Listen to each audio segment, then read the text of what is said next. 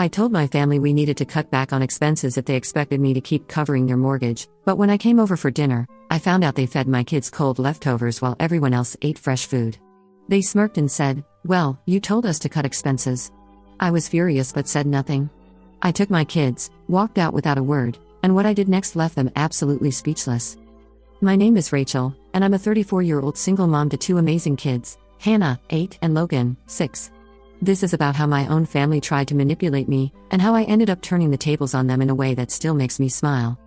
Let me start from the beginning. 2 years ago, my parents, Nancy and Franklin, found themselves in serious financial trouble. Dad had been laid off from his job at the manufacturing plant after 23 years, and Mom's part-time work at the local library wasn't nearly enough to cover their expenses. They were facing foreclosure on the house I grew up in, the same house where my kids loved to visit their grandparents every weekend. As their eldest daughter and the only one in the family with a stable income, I work as a senior accountant at a mid-sized firm. They turned to me for help. My younger brother Eli was still in graduate school, and my sister Tara had just started her teaching career with a salary that barely covered her own apartment rent. So naturally, the responsibility fell to me. I agreed to help because, honestly, I couldn't bear the thought of my parents losing their home.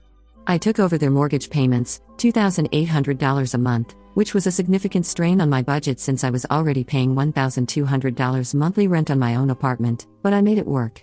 I cut back on my own expenses, delayed some home repairs, and put my dreams of taking the kids on a real vacation on hold. But family is family, right? For the first year, things seemed to work out okay. My parents were grateful, and they made sure to show their appreciation. Mom would cook my favorite meals when we visited, Dad would help fix things around my house, and they were wonderful grandparents to Hannah and Logan. I felt good about helping them keep their home. But then things started to change. Dad found a part-time job at the hardware store, and Mom picked up some additional hours at the library. You'd think this would mean they'd want to start contributing to their own mortgage again, or at least help with utilities or groceries. Instead, I started noticing that they were spending money on things that seemed pretty unnecessary. They bought a new 65-inch smart TV to replace their perfectly functional 50-inch one. Mom started getting her nails done every 2 weeks at an expensive salon. Dad purchased a brand new riding lawnmower when their old push mower worked just fine. They took weekend trips to visit Mom's sister in the next state. Don't get me wrong, I wasn't trying to control their every purchase, but it stung to see them spending freely while I was stretching every dollar to cover their housing costs. The final straw came when I noticed they'd installed a hot tub in their backyard. When I asked about it, Dad casually mentioned they'd gotten it on a payment plan. "We figured we deserved something nice after all we've been through," he said with a shrug. That's when I decided we needed to have a conversation about expenses and priorities. I sat them down and explained that while I was happy to continue helping with the mortgage, we all needed to be more mindful about spending. I suggested that if they expected me to keep covering their housing costs, perhaps we should look at cutting back on non-essential expenses across the board. "I'm not trying to control your lives," I told them. "But I'm making significant sacrifices to help you keep this house. My kids and I are living on a tight budget so you don't lose your home. I just think we should all be pulling in the same direction here." They nodded and agreed, promising to be more conscious about their spending. I thought we'd reached an understanding. Boy, was I wrong. The first sign that something was off came 3 weeks later when we went over for our usual Sunday dinner. Mom had always been an amazing cook, and Sunday dinners at their house were a tradition my kids absolutely loved. Hannah and Logan would spend the afternoon playing in the yard while the adults caught up, and then we'd all sit down to one of Mom's incredible home-cooked meals. But that Sunday, when we sat down at the table, I noticed something strange. My parents, along with Eli, who had driven in from college, and Tara, who had joined us that week, all had plates full of what was clearly freshly prepared food. There was herb-crusted chicken that was still steaming, roasted vegetables that looked perfectly crisp, and creamy mashed potatoes that were obviously made from scratch.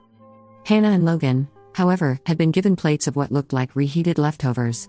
Cold meatloaf that was clearly several days old, some sad-looking green beans that had been microwaved, and instant mashed potatoes that had that telltale gluey texture of being reheated multiple times. At first, I thought maybe it was just a mistake. Maybe Mom had run out of the fresh food and had to supplement with leftovers. It happens, right? But then I noticed the way my family was looking at me and my kids. There were these little smirks, these exchanged glances that made my stomach clench. "Is everything okay with the food?" I asked, trying to keep my voice casual while cutting up Logan's rubbery meatloaf. That's when Dad leaned back in his chair with this satisfied smile and said, "Well, Rachel, you told us we needed to cut expenses. We figured the best place to start was with grocery costs when you visit." The table went completely silent except for the sound of my heart pounding in my ears. Ela was trying not to laugh. Tara was studying her plate like it was the most interesting thing she'd ever seen. Mom just sat there with this innocent expression that didn't fool me for a second. "I'm sorry, what?" I managed to say. "You said we all needed to cut back," Mom chimed in sweetly. "So we thought, why waste the good food on?" She gestured vaguely toward my kids. "I mean, children don't really appreciate the finer things anyway, do they?" I looked at Hannah and Logan, who were both staring at their plates with confusion and hurt in their eyes. Hannah, who's always been sensitive, looked like she was about to cry. Logan was gamely trying to chew the overcooked meatloaf, but I could see the disappointment on his little face. The rage that built up inside me was unlike anything I'd ever felt. These were my children, their grandchildren, and they were deliberately serving them subpar food while making a point about expenses. My kids, who I was already stretching my budget thin for, who were the reason I was making sacrifices to help my parents in the first place. But I didn't explode. I didn't yell or cause a scene. Instead, I took a deep breath and made a decision that would change everything. "You know what?" I said, standing up and helping Hannah and Logan out of their chairs. "I think we're going to head home early tonight." "But we haven't had dessert yet," Mom protested, though that smirk was still playing around her lips. "That's okay," I replied calmly. "We'll grab something on the way home."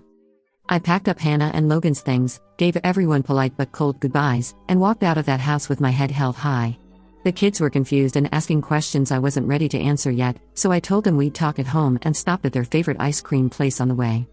That night, after I'd tucked Hannah and Logan into bed and explained that sometimes adults make poor choices but it didn't mean their grandparents loved them any less, I sat down at my kitchen table and made some phone calls. The first call was to my mortgage broker, Kelly, who had helped me refinance my own house 2 years earlier. I explained my situation and asked about the process for removing my name from someone else's mortgage.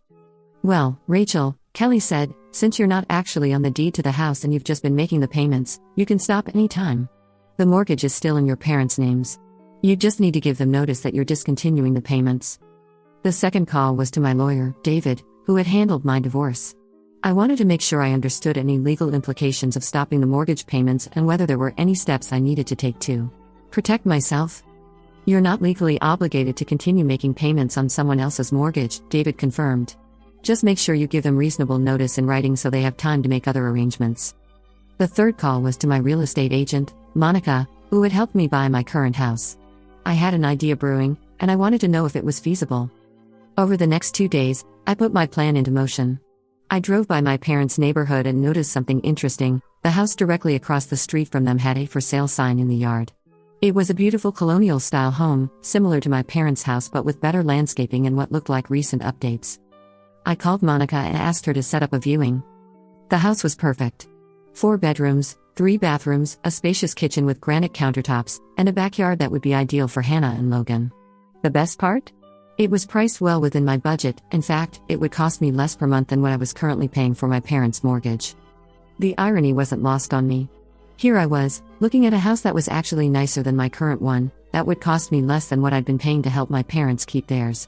Monica walked me through the numbers, and I couldn't help but smile when I realized that the difference in monthly payments would allow me to finally start that college fund for Hannah and Logan that I'd been putting off. "The sellers are motivated," Monica explained as we stood in the master bedroom, looking out the window at my parents' house across the street. "They've already purchased their new home and want to close quickly. If you're serious about this, we should move fast." I was serious. More serious than I'd been about anything in years. "There's just one thing," I said to Monica as we headed back downstairs. "I want to make sure the timing works out perfectly. Can we schedule the moving truck for a Saturday morning? Preferably around 10 a.m.? Monica looked puzzled by the specific timing request, but she made a note. "Any particular reason for the Saturday morning timing?" "Let's just say I want to make sure the neighbors notice," I said with a smile. I made an offer that same day. While waiting to hear back on the house, I drafted a letter to my parents. I kept it professional and straightforward. "Dear Mom and Dad, after careful consideration, I have decided that I will no longer be able to continue making mortgage payments on your behalf. My last payment will be for this month, and you will need to resume responsibility for your mortgage beginning next month. I understand this may come as a surprise, but I need to focus on my own family's financial future and housing needs. Please let me know if you have any questions. Love, Rachel." I didn't mention the dinner incident. I didn't explain my reasoning beyond what I'd written. I wanted them to figure out the connection themselves. My offer on the house was accepted 3 days later. I waited until the following Sunday to deliver the letter. I drove over to my parents' house and handed it to Dad, who was lounging by his new hot tub with a beer in his hand. "What's this?" he asked, barely glancing at the envelope. "Just something you need to read," I said calmly. "I'll wait while you look it over." I watched his face change as he read the letter.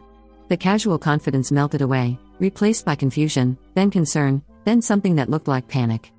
"Rachel, what? What does this mean?" he stammered. "It means exactly what it says, Dad. I'm done paying your mortgage." Mom had come outside when she heard our voices, and Dad thrust the letter at her. I watched her face go through the same transformation. "You can't be serious," Mom said, her voice rising. "We had an agreement." "We did," I agreed. "And part of that agreement was that we'd all be mindful about expenses. But apparently, that only applied to how you treat my children." "Oh, come on," Tara's voice came from behind me. She'd been inside and had come out to see what the commotion was about. "You're really going to be this petty over one dinner?" "Petty?" I turned to face my sister. "You think it's petty that I don't want my children treated like second-class citizens in their own grandparents' house? While I'm paying for that house?" "They're just kids." Eli had joined us now, apparently having arrived while we were talking. "They don't care about the food." "You're right, Eli. They are just kids. They're kids who love their grandparents and who deserve to be treated with the same respect and care as any other family member. But more than that, they're my kids, and I'm done watching their family treat them poorly while I foot the bill for the privilege."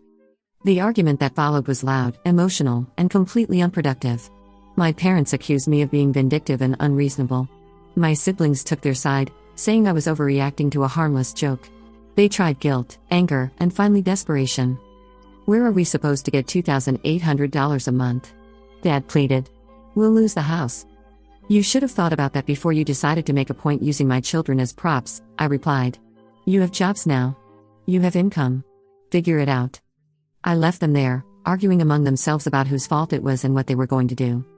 The next few weeks were intense. My phone rang constantly with calls from various family members, each trying a different approach to convince me to change my mind. Mom tried tears. Dad tried anger. Eli tried logic.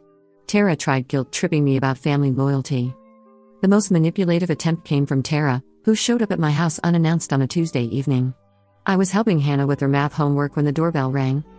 "Rachel, we need to talk," Tara said when I opened the door. She pushed past me into the living room without waiting for an invitation. "Tara, I'm helping Hannah with homework right now. Can this wait?" "No, it can't wait. Mom is having anxiety attacks over this. She's barely sleeping. Dad's blood pressure is through the roof. You're literally making them sick with worry." I felt a familiar stab of guilt, the same guilt that had kept me paying their mortgage for 2 years. But then I looked at Hannah, who was watching our conversation with wide, worried eyes, and I remembered why I was doing this. "Hannah, honey, why don't you go work on your homework in your room for a few minutes? I'll be up to help you finish in just a bit." Once Hannah was upstairs, I turned back to Tara. "You want to talk about people getting sick? Let me tell you about how sick I felt watching my children be treated like second-class citizens in their own grandparents' house. Let me tell you about how Logan asked me if we were too poor to deserve good food. It was one dinner, Rachel. One dinner where they served leftovers. It wasn't about the leftovers, Tara. It was about the message. It was about the deliberate cruelty of serving my children cold, old food while everyone else got fresh, hot meals, and then laughing about it. It was about using my kids to make a point about money that I was sacrificing to help them." Tara rolled her eyes. "You're being so dramatic about this." "Am I? Tell me something, Tara. In the 2 years I've been paying their mortgage, how many times have you offered to help? How many times have you suggested that maybe you could contribute something, anything, to help with their expenses?" She shifted uncomfortably. "I'm just starting my career. I don't have the money you do." "Right. So for 2 years, I've been the family ATM while you got to be the fun aunt who shows up for Sunday dinners and holidays. You never had to say no to anything for your own life. You never had to explain to your kids why we couldn't afford a vacation or new school clothes because Grandma and Grandpa needed help. That's not fair. What's not fair is that now that I'm done being taken advantage of, suddenly everyone cares about the family finances. Where was this concern when I was drowning trying to keep everyone afloat?" The conversation continued for another 20 minutes, with Tara alternating between guilt trips, accusations, and pleas. She brought up every family memory she could think of, trying to weaponize our shared childhood against me. "Remember when Mom used to make us matching Halloween costumes? Remember how Dad taught us to ride bikes in the driveway of that house? You're going to let them lose all those memories? Those memories don't disappear if they have to sell the house, Tara. And you know what? Maybe it's time for them to make new memories in a place they can actually afford. Eli tried a different approach. He started bringing Hannah and Logan little gifts when he visited, nothing expensive, just small toys or books that he claimed he'd found and thought they might like. I knew what he was doing. He was trying to be the good uncle, the one who still cared about the kids, to make me feel guilty about my decision. The gifts backfired when Logan innocently asked, "Mommy, why does Uncle Eli bring us presents now but Grandma and Grandpa gave us yucky food?" Out of the mouths of babes. Even more frustrating were the attempts at emotional manipulation through my children. Mom started calling when she knew I'd be at work, leaving voicemails for Hannah and Logan about how much she missed them and how sad she was that they couldn't come visit as often anymore.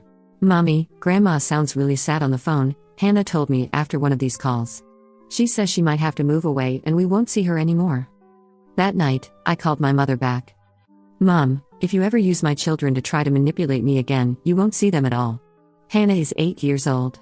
She doesn't need to hear about adult financial problems, and she certainly doesn't need to feel responsible for them. I just want them to understand. What they understand is that their grandmother is trying to make them feel bad about something that has nothing to do with them. Stop it. Now. The pressure campaign reached its peak when my extended family got involved. Aunt Carol called me, crying about how disappointed my late grandmother would be if she knew I was letting the family fall apart. Uncle Jim sent me a long text message about family loyalty and how I was being selfish. Cousin Mike actually had the audacity to suggest that maybe I was just jealous that my parents had been able to enjoy their retirement while I was still working. Retirement? I laughed when I called Mike back. "They're not retired, Mike. Dad lost his job and they couldn't afford their mortgage. That's why I've been paying it for 2 years. And exactly what part of their situation should I be jealous of?" The worst part was that some of them had clearly been fed a version of events that painted me as unreasonable and vindictive. They'd been told that I'd stopped helping over a small disagreement about dinner without any context about what actually happened or what I'd been sacrificing for 2 years. I started to understand why people say that no good deed goes unpunished. I'd spent 2 years quietly helping my parents, never asking for recognition or thanks, just doing what I thought was right for the family. But the moment I stopped, I became the villain in everyone else's story. The breaking point came when Tara brought Eli to my house for what they called an intervention. They clearly planned this together, probably with my parents' input. "Rachel, we're worried about you," Tara began. "This isn't like you. You've always been the one who holds the family together." "Maybe that's been the problem," I replied. "Maybe I've been holding everyone together so well that you've all forgotten how to stand on your own." Eli leaned forward. "Look, I get that you're upset about the dinner thing. But don't you think you're taking this too far? You're going to destroy the family over one stupid mistake." "One stupid mistake?" I could feel my anger rising. "Eli, let me ask you something. If someone treated your future children the way our parents treated mine, would you call it one stupid mistake?" "That's different." "No, it's not different. It's exactly the same. And here's what really bothers me about this whole situation: not one of you has apologized. Not one of you has acknowledged that what happened was wrong. You're also focused on getting me to resume the mortgage payments that you're completely ignoring the fact that my children were hurt and humiliated." Tara threw her hands up in frustration. "Fine. I'm sorry about the dinner. There, are you happy? Now can we move past this?" "That's not how apologies work, Tara. You can't just say sorry to make me do what you want. A real apology acknowledges what was wrong, takes responsibility, and includes a commitment to do better. What you just did was the verbal equivalent of throwing money at a problem." But I held firm, and my plan moved forward. The closing on my new house went smoothly, and I arranged for a moving company to help us relocate. I didn't tell my family about the move. I figured they'd find out soon enough. In the days leading up to the move, I found myself feeling a mixture of excitement and nervousness. Hannah and Logan were thrilled about the new house, especially when they realized they'd each have their own bedroom for the first time. But I'd be lying if I said I wasn't anxious about how my parents would react. The night before the move, I sat in my soon-to-be former living room, surrounded by boxes, and second-guessed myself for the 100th time. Was I being petty? Was I taking things too far? But then I remembered the look on Logan's face when he'd been served that cold, rubbery meatloaf, and my resolve strengthened. I'd made arrangements with my neighbor Mrs. Henderson to keep an eye on the house during the move and to call me if there were any problems with my family. At 73, Mrs. Henderson was sharp as a tack and had been watching the neighborhood drama unfold with great interest. "You're doing the right thing, dear," she told me when I explained the situation. "Those children of yours deserve better than what they got. Sometimes people need a wake-up call to remember how to act right." Hannah and Logan were excited about the new house, especially when they realized they'd each have their own bedroom for the first time after sharing a room in our old apartment. The backyard was bigger than anything we'd had before, and there was even a treehouse that the previous owners had left behind. We moved in on a Saturday morning. I had strategically timed it so that we'd be carrying boxes from the moving truck right around the time my parents usually did their weekend yard work. I was directing the movers when I heard Mom's voice from across the street. Franklin. Franklin, come here. Look. I glanced over and saw both my parents standing in their front yard, staring at our moving truck with expressions of complete shock. Dad was holding a rake, apparently having been interrupted mid-yard work. They stood there for several minutes, just watching as box after box came out of the truck and went into the house across the street. I waved cheerfully when I caught them looking, but they were too stunned to wave back. Hannah noticed them too. Mommy, why do Grandma and Grandpa look so surprised? I think they're just excited that we're going to be living so close by, sweetheart, I told her, which was technically true from a certain point of view. The real moment of realization came when the movers brought out Hannah's bright pink bicycle and Logan's superhero-themed bed frame. There was no denying at that point that this wasn't just some coincidence. Their daughter and grandchildren were moving directly across the street from them. Dad dropped his rake. By evening, when we finished the major unpacking and were sitting on our new front porch eating pizza, because I sure as hell wasn't cooking on moving day, my phone started ringing. It was Mom. Rachel, what is going on? Are you really living across the street from us now? Hi, Mom. Yes, we moved today. Isn't it nice? The kids will be able to see you anytime they want. But how can you afford this house if you can't afford to help us with our mortgage anymore? I smiled, even though she couldn't see me. Well, Mom, it turns out that when I'm not spending $2,800 a month on someone else's housing, I have plenty of money for my own family's needs. This house actually costs me less per month than what I was paying for your mortgage. The silence on the other end of the line was deafening. You planned this, she said finally. I made a decision to prioritize my children's well-being and our family's future, yes. This is manipulative, Rachel. I almost laughed at that. No, Mom. Manipulative would be serving my children cold leftovers while everyone else eats fresh food to make a point about expenses. What I did was make a responsible financial decision for my family. She hung up on me. The next few days were incredibly awkward. Every time my parents went outside, they could see us living our lives across the street. Hannah and Logan playing in the yard. Me watering the flowers that came with the house. Us loading into the car to go grocery shopping or to school. It was Eli who finally came over to talk to me. He knocked on my door on a Wednesday evening while the kids were doing homework. Rachel, this is crazy, he said when I answered the door. You're really going to let Mom and Dad lose their house over this? Come in, Eli, I said, stepping aside. Let's talk. We sat in my new living room, which had much better lighting than my old one, and I explained my perspective to him properly for the first time. Eli, I spent 2 years sacrificing for this family. I gave up vacations, delayed home repairs, and lived on a tight budget so Mom and Dad could keep their house. And in return, when I asked everyone to be mindful about expenses, they decided to humiliate my children to prove a point. But Rachel, no, let me finish. Hannah and Logan are 8 and 6 years old. They didn't ask to be part of this financial arrangement. They didn't ask me to help their grandparents. But they've been affected by it. We've had to say no to things they wanted. We couldn't take the trips other families take. I couldn't always buy them the things their friends had. And I was okay with that because I thought we were all making sacrifices together for the good of the family. Eli was quiet, listening. But then I find out that not only are Mom and Dad not making any real sacrifices, they're buying hot tubs and new TVs and taking weekend trips, but they're also willing to treat my children poorly to make some twisted point about money. My children, Eli. The innocent kids in this situation who have already given up so much. I didn't think about it that way, he admitted. Of course you didn't. Because you and Tara weren't asked to sacrifice anything. You weren't asked to give up 2 years of your life and financial security to help the family. You got to sit back and watch me handle everything, and then when I asked for some basic consideration in return, you all decided to gang up on my kids. Eli looked uncomfortable. So what now? You're just going to watch them lose the house? Eli, they have income now. Dad has his part-time job, Mom has her library work plus the extra hours. They have options. They can get a roommate. They can downsize. They can take out a home equity loan. They can ask other family members to help. What they can't do is continue to rely on me while treating my children like burdens. We talked for another hour, and by the end of it, I think Eli was beginning to understand my position. He didn't agree with my methods, but he at least acknowledged that I'd been put in an impossible situation. The real turning point came 2 weeks later. I was in my front yard with Hannah and Logan, helping them set up a lemonade stand, because we could afford things like that now, when I noticed a lot of activity at my parents' house. There were several cars in the driveway, and I could see people moving around inside. Later that evening, Dad came across the street. He looked tired and older than I remembered. "Rachel, can we talk?" I sent the kids inside and we sat on my front porch steps. "We're having a family meeting tonight," he said. "About the house situation."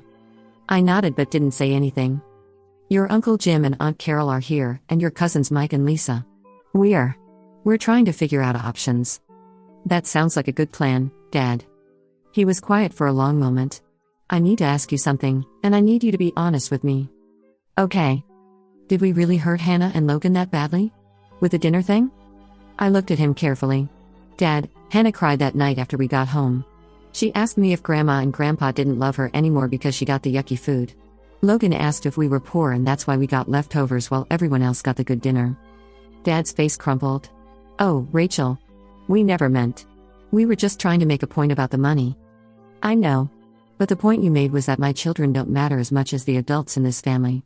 And Dad, they're already giving up so much so that I could help you. They deserve better than that." He nodded slowly. "You're right. We screwed up. We screwed up badly." "Yes, you did. Is there any way you'd consider helping us again? We'll apologize to the kids. We'll make it right." I shook my head. "Dad, I'm done. I'm done making your financial problems my financial problems. I'm done putting my children second to make sure the adults in this family are comfortable. I'm done being the family ATM." "So you're just going to sit there and watch us lose everything?" "No, Dad. I'm going to sit here and watch you figure out how to solve your own problems like the grown adults you are. You have options. You have income. You have other family members who can help. You just don't have me anymore."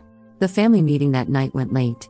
I could see lights on in the house and cars in the driveway until well past midnight. The next morning, I noticed that some of the cars were still there. Over the next few days, I pieced together what was happening through neighborhood gossip and the occasional conversation with Eli, who had started coming by to see the kids regularly. Uncle Jim and Aunt Carol had agreed to help with the mortgage temporarily. Cousins Mike and Lisa were going to alternate months covering utilities. My parents were going to take in a boarder, specifically, Eli was going to move back home and pay rent. They were selling the hot tub and the new TV. Dad was looking for full-time work instead of just part-time. "They're actually doing it," Eli told me during one of his visits. "They're taking responsibility and making it work." "Good," I said. "That's what should have happened 2 years ago." The most surprising development came a month later. Mom and Dad came to my door together, both looking nervous. "We owe you an apology," Mom said without preamble. "We owe Hannah and Logan an apology. We were wrong, and we were cruel, and we're sorry." Dad nodded. "We got too comfortable with you taking care of everything. We started taking you for granted, and we took our frustration about money out on your kids. That was unforgivable. We'd like to have Hannah and Logan over for dinner this Sunday," Mom continued. "If that's okay with you. We want to make it up to them." I considered this carefully. "What's on the menu?" Mom actually smiled a little at that. I was thinking of making Hannah's favorite mac and cheese from scratch and those mini meatballs Logan loves. With chocolate chip cookies for dessert. "And everyone gets the same food?" "Everyone gets the same food," Dad confirmed. "Fresh, hot, and made with love." I agreed to let the kids go, but I stayed home. I wasn't ready for a full family reconciliation yet, and I wanted Hannah and Logan to enjoy their time without any adult tension. They came home happy and full, chattering about how Grandma had let them help make cookies and how Grandpa had shown them how to use his new, much more modest, bird feeder. "Did everyone eat the same food?" I asked casually while helping them get ready for bed. "Yep," Logan said proudly. "And Grandma said she was sorry for giving us yucky food before and that she'd never do that again." "Grandpa said he was sorry too," Hannah added. "And he said you were a good mommy for taking care of us." That made my eyes water a little. Things have slowly gotten better since then. My parents and I aren't back to where we were before. I don't think we ever will be, but we found a new normal that works. I don't help with their mortgage, but I do let them babysit occasionally. They don't take my financial support for granted anymore, and they've never again treated my children as anything less than beloved grandchildren. Things have slowly gotten better since then. My parents and I aren't back to where we were before. I don't think we ever will be, but we found a new normal that works. I don't help with their mortgage, but I do let them babysit occasionally. They don't take my financial support for granted anymore, and they've never again treated my children as anything less than beloved grandchildren. The relationship required rebuilding from the ground up. It started with small steps, supervised visits where I stayed for the entire time, then gradually allowing Hannah and Logan to spend an hour alone with their grandparents, then an afternoon, and eventually overnight visits again. Mom and Dad had to earn back my trust, and they seemed to understand that. Dad started doing small home maintenance tasks around my new house without being asked, installing new locks on the doors, fixing a wobbly banister, and weatherproofing some exterior trim. Mom began bringing over homemade meals occasionally, always making sure to bring enough for all of us and always asking if there was anything special Hannah or Logan wanted her to cook. The hot tub was gone within a month of my letter. They replaced it with a small vegetable garden that Hannah and Logan helped them plant. It became a bonding activity for the kids and their grandparents, and I had to admit it was sweet to watch Logan carefully watering the tomato plants he'd helped put in the ground. Tara eventually apologized properly, not the dismissive "fine, I'm sorry" she'd given during the intervention, but a real acknowledgement of how the situation had affected my children and how little support I'd received from the family during those 2 years. She started contributing $200 a month to help with the household expenses at my parents' house, which wasn't much but showed that she was finally taking some responsibility. Eli ended up really enjoying living at home again and helping with expenses. Tara has started contributing a small amount each month as well, now that she understands what I was dealing with for 2 years. The dynamics of family gatherings changed too. Where once I'd been expected to quietly handle everything while everyone else enjoyed themselves, now there was more awareness of contributions and responsibilities. When we had family dinners, everyone pitched in with cooking or cleaning. When we planned family activities, costs were discussed openly and shared more equitably. Most importantly, Hannah and Logan regained their confidence around their extended family. The wariness that had crept into their interactions after the dinner incident gradually faded, as they realized they were consistently being treated with love and respect again. The best part, though, is living across the street.